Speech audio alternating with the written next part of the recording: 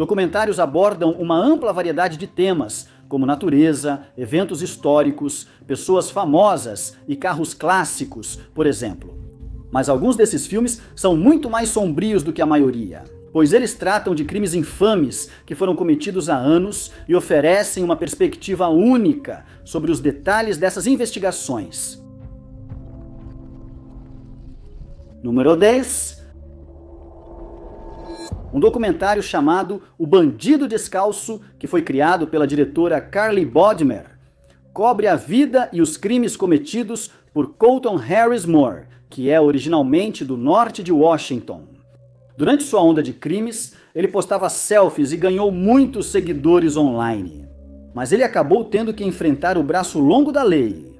Desde cedo, Harris Moore se interessou por aviões e, segundo alguns, isso se tornou quase uma obsessão, mesmo no ensino fundamental. A ambição dele era ser piloto, mas sabia que precisaria se esforçar muito para alcançar esse sonho. Como a família não tinha muito dinheiro e o pai esteve ausente na maior parte da infância, já que ele estava na prisão e tinha um vício em substâncias ilícitas. Para piorar, a mãe dele tinha problemas com álcool e Harris Moore começou a ter problemas com a lei quando tinha apenas 12 anos de idade. Quando ele foi condenado por posse de propriedade roubada. Quando ele foi condenado por mais 3 crimes no ano seguinte, ele foi enviado para avaliação e diagnosticado com transtorno de déficit de atenção, depressão e transtorno explosivo intermitente. Ele foi enviado ao Centro de Tratamento Residencial Griffin Home, mas fugiu em 2008, resultando em um mandado de prisão. Em seguida, ele roubou um carro e viajou para a ilha Camano, onde começou a invadir casas em busca de comida e objetos de valor para vender. Seu primeiro gosto da fama, como fugitivo procurado, veio quando ele roubou um carro e foi perseguido pela polícia. Ele conseguiu evitar a prisão pulando do veículo e fugindo para a floresta. E no carro, os investigadores encontraram vários itens roubados, incluindo cartões de crédito, uma câmera e celulares. A mídia passou a acompanhar sua história, e logo Harris Moore foi chamado de bandido descalço, porque quase nunca usava sapatos ao cometer crimes. Sua culpa nunca foi questionada, já que ele usou a câmera roubada para tirar selfies, que foram divulgadas online pela imprensa e por sua base de fãs, que só crescia percebendo que a lei estava se aproximando dele. Harris Moore deixou a ilha Camano em um barco roubado e se mudou para a ilha Orcas. Aqui, ele cometeu uma série de furtos e teve que fugir mais uma vez, mas dessa vez decidiu não usar um barco. Graças à sua obsessão por aviões, ele estudou muitos manuais de aeronaves e assim aprendeu a pilotar sozinho. Desta vez, ele deixou a ilha após roubar um avião Cessna 182. Ele fez um pouso de emergência na reserva indígena Yakima, mais uma vez escapando da captura. Sua onda de crimes só continuou a partir daí. Ele acabou roubando inúmeros carros e nunca permanecia na mesma área por muito tempo. Ele estava sendo procurado em Washington, Reno e Sacramento, e a polícia intensificou a investigação depois que ele arrombou uma viatura e roubou equipamentos policiais, incluindo uma arma de fogo. Ele roubou mais 3 aviões, outro barco e cometeu muitos outros roubos. Mas em 2010, sua aventura finalmente chegou ao fim em Harbor Island, nas Bahamas. Depois de cair com um avião lá, ele foi preso e condenado a 7 anos de prisão. Depois disso, ele se tornou recluso, removeu todos os seus perfis nas redes sociais e raramente foi visto em público. Número 9. O assunto da pena de morte é extremamente divisivo. Algumas pessoas acreditam que a pena de morte vai impedir criminosos de cometerem crimes graves, enquanto outras acham que ninguém tem o direito de decidir se alguém deve viver ou não. Esse é o tema do documentário de Werner Herzog, Na Caverna dos Sonhos Esquecidos, lançado em novembro de 2011. Também detalha o caso de um crime cometido por 2 homens, Michael Perry e Jason Burkett, no Texas, em 2001. Desde jovem, Perry era complicado para seus pais adotivos. Eles tiveram dificuldade em controlá-lo e decidiram enviá-lo aos Everglades, na Flórida, para sessões de aconselhamento. Quando isso falhou, ele foi para uma escola de reabilitação, mas foi diagnosticado com déficit de atenção, hiperatividade e transtorno de conduta. Ele roubava dos pais, invadia casas e até roubou o carro da família uma vez, acabando por batê-lo. Ao completar 18 anos, ele saiu de casa e, mesmo com os esforços dos pais, seu comportamento não melhorou. Depois, ele admitiu que os pais lhe deram várias chances de mudar, mas ele preferiu se rebelar. Ele acabou morando nas ruas de San Diego e desenvolveu um vício em substâncias ilícitas. Eventualmente, ele voltou para casa e foi recebido pelos pais, mas continuou cometendo crimes. Quanto a Burkett, ele também não teve o melhor começo de vida. A mãe dele era viciada, usou drogas na gravidez e os filhos tiveram que se virar sozinhos. E eles sobreviveram com vale-refeição e, em muitas ocasiões, sofreram abusos nas mãos do pai. E em algum momento, Perry e Burkett se conheceram e se tornaram grandes amigos. Então, no dia 24 de outubro de 2001, eles tomaram a decisão que mudou suas vidas para sempre. Eles sabiam que uma enfermeira, Sandra Stotler, tinha um Camaro vermelho e eles queriam sentir como seria dirigi-lo.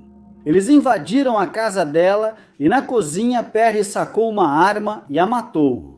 Esse foi um crime particularmente cruel, já que os dois homens e Sandra se conheciam. Eles jogaram o corpo dela no Lago Crater e depois voltaram para roubar o carro.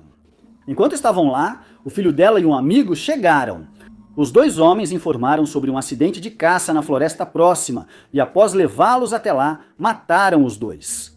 Eles voltaram para a casa no SUV do filho de Sandra, roubaram o Camaro de Sandra e fugiram.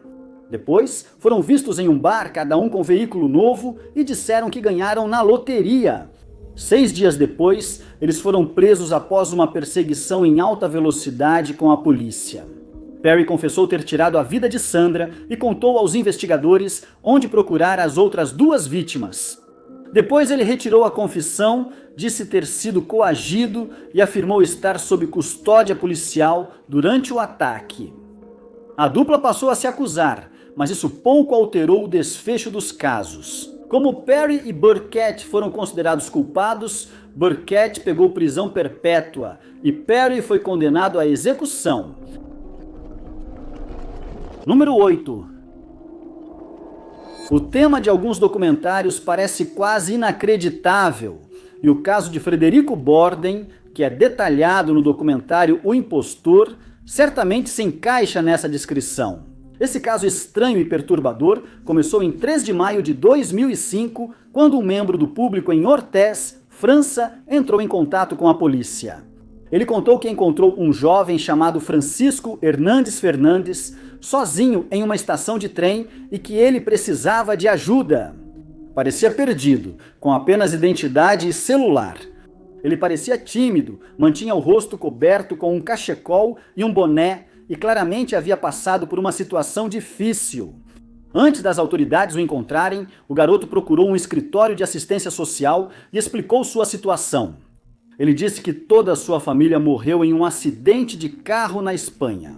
Ele sobreviveu, mas ficou sozinho em coma por semanas e depois que teve alta, foi enviado para morar com seu tio.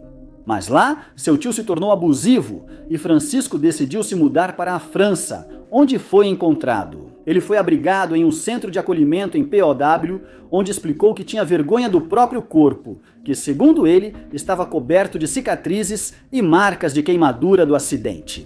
Por isso, deram a ele um quarto, para que não precisasse se trocar diante dos outros meninos do abrigo. Ele começou a frequentar o famoso colégio Jean Monnet, onde era o único aluno autorizado a usar chapéu novamente por causa das cicatrizes. Vários funcionários da escola mostraram interesse especial por Francisco, pois ele sofreu muito trauma e não deixava nem a equipe médica examiná-lo.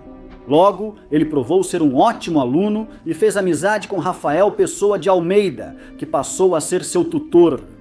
Rafael achou estranho que o registro de chamadas e os contatos do celular de Francisco estivessem protegidos por senha, mas não insistiu no assunto. Logo tornou-se uma das crianças mais populares da escola, chegando a apresentar uma coreografia de Michael Jackson para a turma. Ele parecia estar saindo da sua concha. Mas em junho daquele ano, o caso dele tomaria um rumo sem precedentes. Uma administradora da escola entrou correndo na sala do diretor e disse que tinha visto uma reportagem sobre um francês chamado Frédéric Bourdon, que era procurado por roubo de identidade. Ele não era só um vigarista de 30 anos, mas também conhecido por se passar por crianças. E ela notou que ele e Francisco eram quase idênticos. Ele foi chamado à sala da diretoria, onde os policiais o levaram sob custódia. Quando tiraram seu chapéu, viram que não tinha cicatrizes na cabeça, como disse, e ainda estava ficando careca.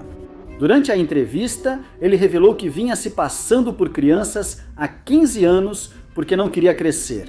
Ele já havia sido examinado por médicos no passado, e nenhum deles jamais percebeu que ele era um adulto. Número 7. Ser membro de uma família do crime organizado deve ser uma vida muito estressante, mas servir como matador deles deve ser ainda mais angustiante. Richard Kuklinski escolheu essa vida, tema discutido no documentário junto com seus crimes. O Homem de Gelo confessa: segredos de um matador da máfia.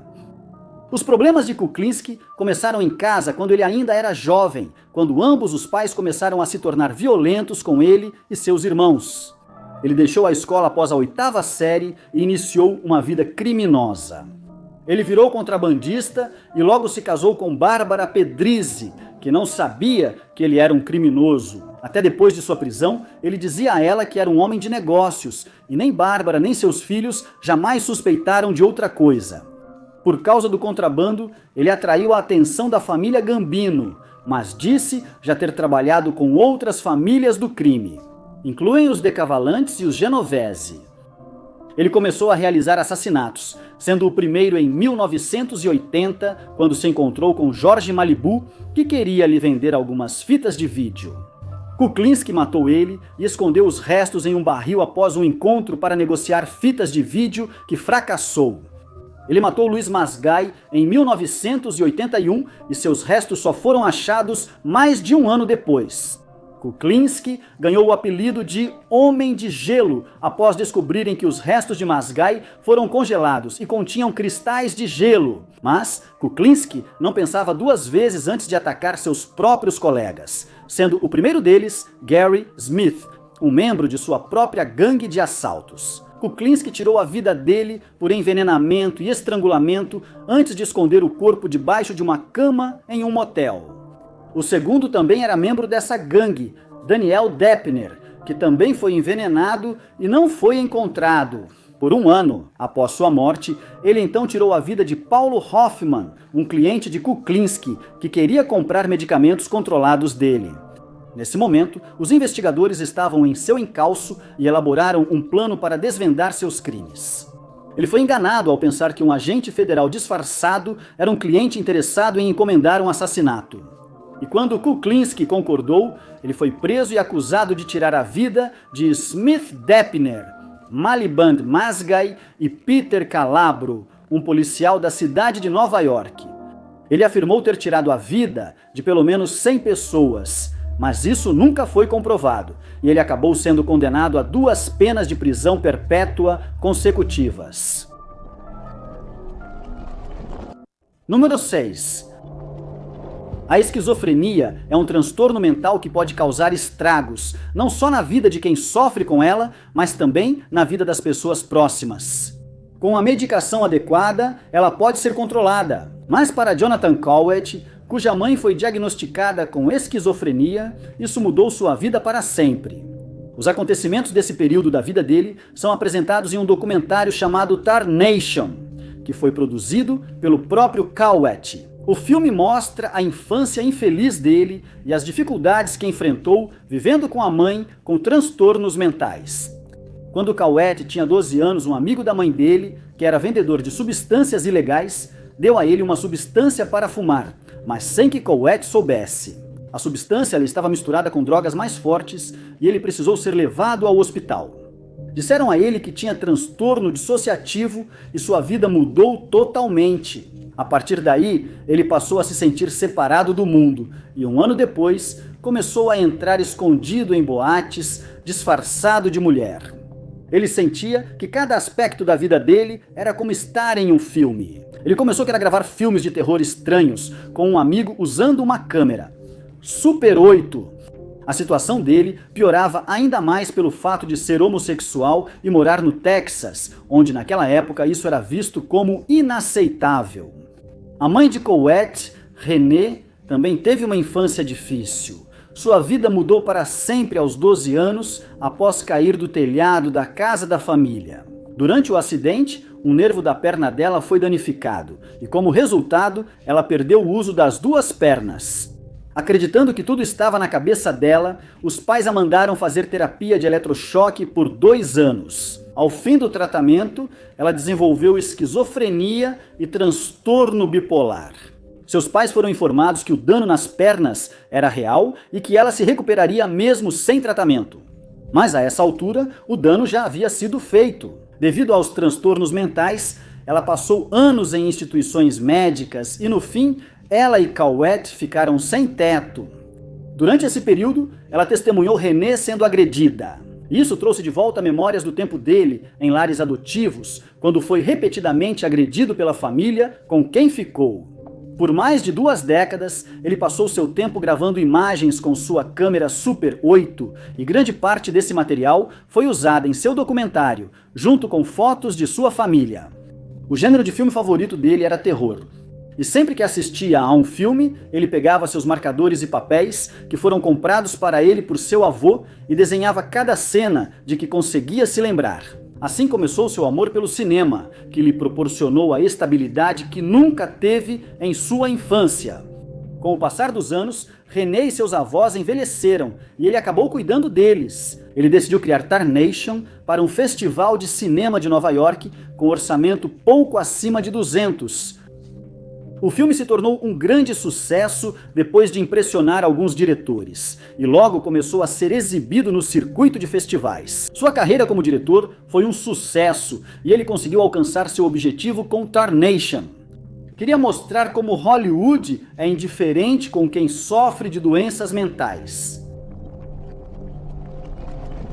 Número 5. O documentário de estreia de Joe Berlinger e Bruce Sinofsky, Irmãos Guardiões, 1992, abordou um assassinato de 1990 e o julgamento incomum em Moonsville, Nova York. Ele apresentou os 4 irmãos Ward isolados, Bill, Delbert, Roscoe e Lyman, que cresceram em uma fazenda de laticínios sem eletricidade ou água encanada. Em 1990, Bill, aos 64 anos, estava gravemente doente, com fortes dores de cabeça, estômago e perda rápida de peso. Em 6 de junho, Bill foi encontrado morto. A polícia suspeitava que Delbert, seu irmão analfabeto de 59 anos, sufocou Bill com um travesseiro. Para acabar com o sofrimento dele, Delbert foi coagido a assinar uma confissão de 4 páginas que ele nem conseguia ler. Mas depois ele retratou essa confissão. Mesmo após confessar, a defesa alegou que o analfabetismo de Delbert invalidava a confissão. Delbert foi ao tribunal, afirmou proximidade com Bill e negou tê-lo machucado. A comunidade local apoiou Delbert, promovendo arrecadações para sua fiança e defesa. O julgamento virou notícia nacional, atraindo a atenção de celebridades. Berlinger e Sinofsky gravaram o julgamento para o documentário. Após 11 horas de deliberação, o júri retornou com um veredicto de inocente. Delbert saiu do tribunal planejando comemorar com os irmãos para a alegria de seus apoiadores. Delbert se tornou uma pequena celebridade até sua morte em 1998. Seus 2 irmãos morreram em 2007. Mas a família Ward continua conhecida pelo caso que quase prendeu um homem inocente. Número 4. O caso envolvendo o jogador de futebol americano da National Football League, Pat Tillman, que depois se tornou um Ranger do Exército, é um daqueles que contém muitas reviravoltas. Tudo isso é abordado no documentário A História de Tillman, dirigido por Amir Bar-Lev e narrado por Josh Brolin. Tillman iniciou sua carreira no futebol americano na Universidade Estadual do Arizona e depois jogou pelo Arizona Cardinals na National Football League. Em seu ano de estreia, ele quebrou o recorde de tackles por um novato e causou ótima impressão. Em 2002, ele e o irmão decidiram se alistar no exército. Depois, Pat foi enviado ao Iraque. 2 anos após entrar para o serviço militar, ele foi enviado para o Afeganistão. Em 22 de abril de 2004, ele integrava um pelotão estacionado nas montanhas do sudeste do país. Um veículo blindado na retaguarda do seu pelotão foi atacado pelos inimigos e, em poucos instantes, o caos se instalou. Vários soldados posicionados em um Humvee decidiram revidar, mas acabaram atirando em Pat e em seus companheiros Rangers. Pat foi atingido e, infelizmente, perdeu a vida junto com outro soldado. A família dele foi informada de que sua vida terminou durante uma emboscada do Talibã e que ele lutou bravamente antes de ser fatalmente atingido. Ele recebeu a Estrela de Prata por heroísmo. Apesar dos esforços das Forças Armadas e do governo dos Estados Unidos da América para encobrir, a verdade sobre o que aconteceu naquele dia seria revelada. Antes da emboscada, o pelotão de Pat se aproximou de um desfiladeiro nas montanhas. Eles logo perceberam que ali era o esconderijo ideal para o inimigo. Espere! Isso era bem conhecido pelos oficiais comandantes que estavam presentes, que então tomaram uma decisão desconcertante. Eles ordenaram que o pelotão se dividisse e disseram à seção da frente para atravessar o canyon.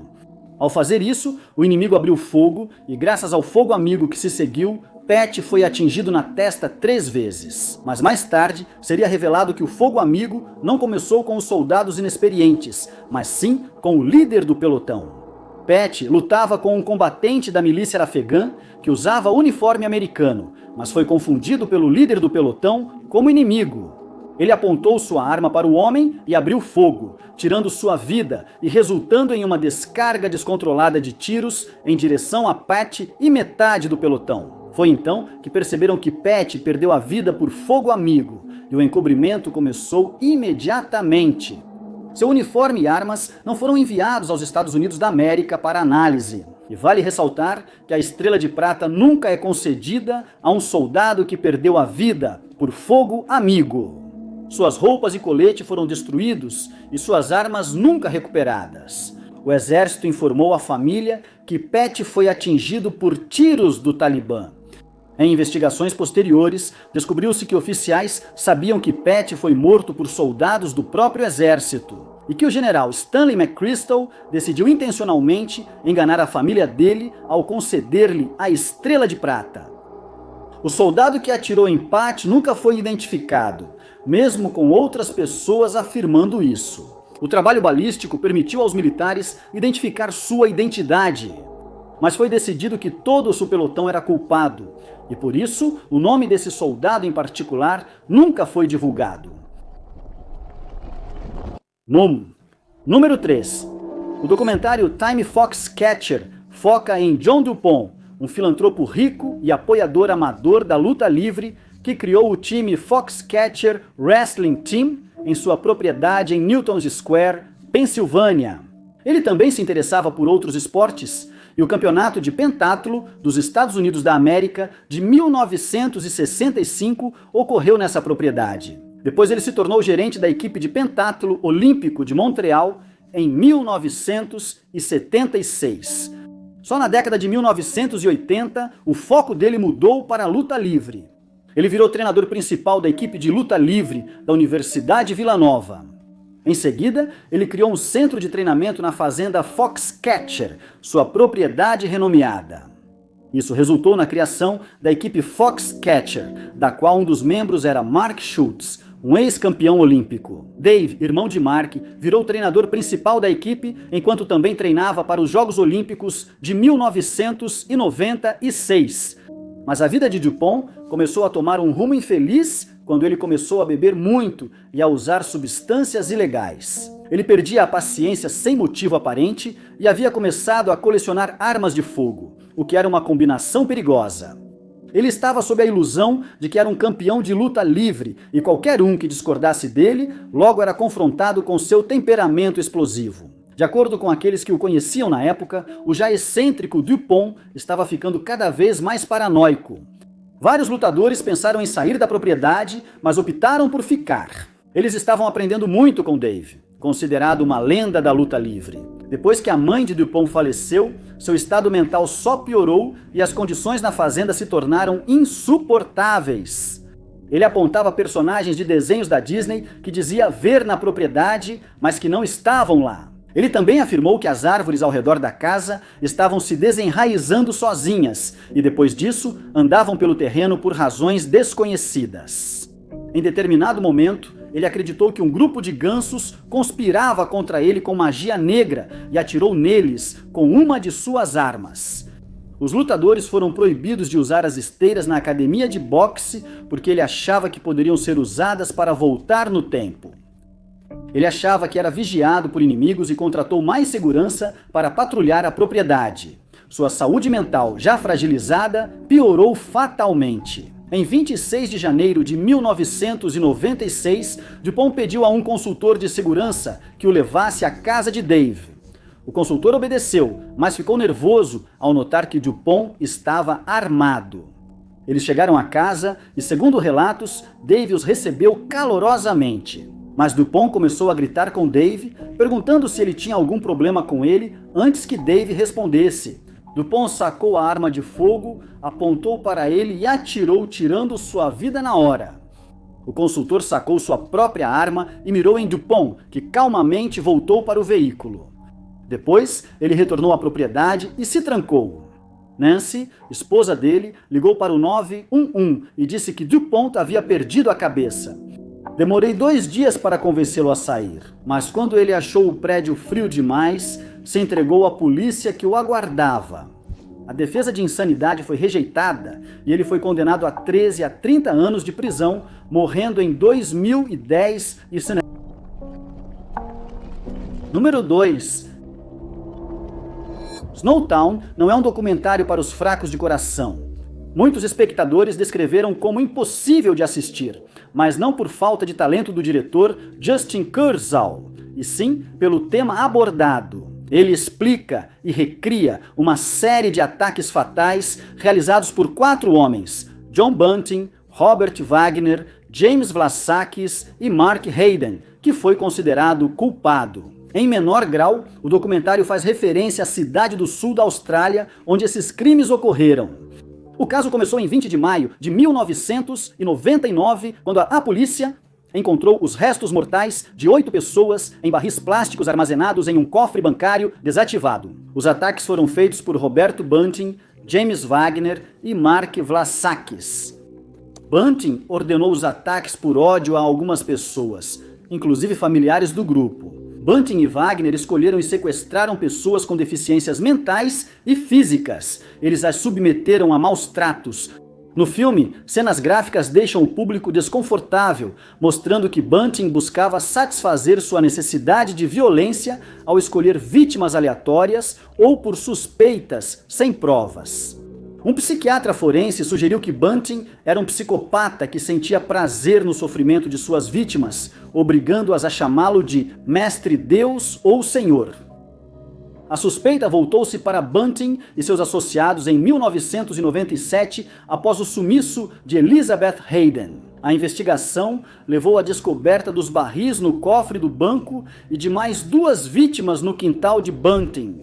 Wagner e Hayden foram presos, e Vlassakis foi preso pouco depois. O que se seguiu foi o julgamento mais longo da história da Austrália do Sul. Naquela época, 12 vítimas foram identificadas. Bunting foi condenado por 11 assassinatos e sentenciado a 11 prisões perpétuas consecutivas, sem liberdade condicional. Wagner foi acusado de 10 homicídios e condenado a 10 prisões perpétuas. Vlassakis se declarou culpado de 3 e recebeu 4 sentenças de prisão perpétua. Hayden admitiu ter ocultado 2 corpos, mas foi condenado por ajudar no descarte de 5 e recebeu uma sentença de 25 anos. Ordens judiciais mantiveram o caso em sigilo até 2011, quando o diretor Justin Kurzel pediu sua divulgação para seu documentário. A natureza horrível dos crimes levou os moradores de Snowtown a considerarem mudar o nome da cidade para Rosetown, ideia que foi rejeitada devido ao aumento subsequente do turismo macabro. Número 1. O namoro online pode ser uma experiência muito assustadora que muitas vezes termina em desastre. Mas ninguém poderia ter previsto os eventos que são abordados no documentário Amante, Perseguidor, Assassino, que foi criado por Sam Hopkinson. Ele foca no caso de Dave Krupa, que se mudou para Omaha em 2012 após o fim do relacionamento com sua namorada de longa data, Amy Flora. Ele decidiu recomeçar e aceitou uma oferta de emprego como gerente de uma oficina mecânica em Omaha. Sem namorar alguém novo há tempos, ele resolveu se cadastrar no site de namoro Plenty of Fish. Logo ele recebeu uma mensagem de Shanna Elizabeth Gollier, ou Liz. Para abreviar, eles decidiram se encontrar pessoalmente e pareciam ter se dado bem, ambos sendo pais solteiros com interesses semelhantes. Eles saíram mais algumas vezes, mas Dave deixou claro que não queria um relacionamento exclusivo. 6 meses depois, ele conheceu Carrie Farver. Ao entrar na oficina, ele se sentiu atraído por ela e começaram a conversar. Ele decidiu convidar Carrie para sair, e ela aceitou, mas essa decisão se mostraria fatal. O primeiro encontro deles foi bom, mas Carrie deixou claro que não estava interessada em um relacionamento sério enquanto estava no apartamento de Dave, e isso agradou Dave. Quando o encontro terminou, Carrie saiu do apartamento e no corredor do lado de fora, ela encontrou Shanna, que havia chegado sem ser convidada. Carrie acabou ficando no apartamento de Dave em várias ocasiões, já que seu escritório ficava perto dali. E eles logo se tornaram muito próximos em 13 de novembro de 2012. Ela ficou no apartamento enquanto Dave foi trabalhar e combinaram de se encontrar mais tarde naquela noite. Ele ficou preocupado quando recebeu uma mensagem de texto de Carrie, na qual ela dizia que queria morar com ele. Ela nunca mostrou interesse nisso. Quando ele respondeu que achava que era uma má ideia, seu telefone foi inundado com mensagens de texto em que Carrie dizia que o odiava e que nunca mais queria vê-lo, pois havia conhecido outra pessoa. De qualquer forma, só 2 dias depois, ele voltou a ter notícias dela. Desta vez, ela disse que David arruinou sua vida, era uma má pessoa e o odiava. Depois, descobriu-se que Carrie usava medicação prescrita para transtorno bipolar. Nancy ficou surpresa ao receber uma mensagem de Carrie dizendo que aceitou um emprego no Kansas, o que parecia extremamente improvável. Carrie não pôde ser contatada e foi dada como desaparecida. Mas as mensagens para o telefone de Dave continuaram chegando e ela começou a mencionar Shanna, cuja garagem logo foi vandalizada. Durante a investigação resultante, o telefone de Shanna foi analisado e veio à tona que era ela quem estava enviando essas mensagens de assédio. Enquanto fingia ser Carrie, eles também encontraram um e-mail em que ela se passava pela ex-namorada de David e no qual admitia ter tirado a vida de Carrie.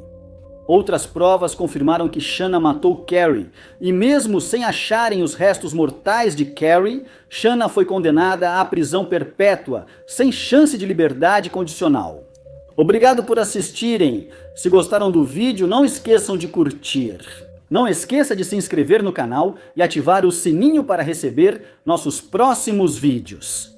Mas, meu nome é Top 5 Desconhecidos e eu vejo vocês no próximo vídeo.